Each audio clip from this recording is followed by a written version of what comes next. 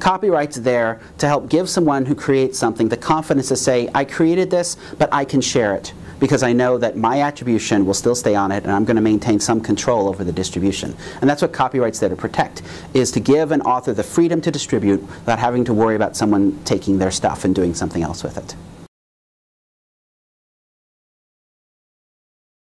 When I was preparing my tenure package, I was doing a search online for all the stuff I had ever written and came across an article that had a lot of the figures I'd use and things, and I thought, oh great, this person cited me quite a bit. And I went and took a look, and I then realized it was the entire article that I had written. And someone had taken my entire article, put their own name on it, and published it in 2 different Indian journals, one online journal, one print journal. So I followed up with him. He said, oh, I just made a mistake. I meant to put you in the credits, and I meant to acknowledge you. And I said, yeah, no, you don't take someone's article.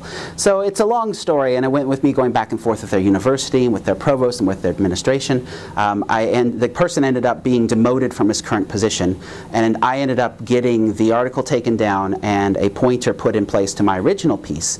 But the frustration about that is, without me pursuing that, then over time, if you looked back and did a search on my research, and this was one of my seminal pieces on the concept of bibliomining, it would be some question as to who actually created it, because you saw these 2 pieces that came out, one with his name, one with my name, and so I felt I needed to take the step so that there was documentation to say, yeah, I was the original scholar. The challenge with copyright in that is that since it's not a country where we have shared copyright agreements, then it's actually not a copyright violation, because copyright, we have US copyright, we have agreements with other countries about honoring copyright. But in this case, that really wasn't even a pursuit.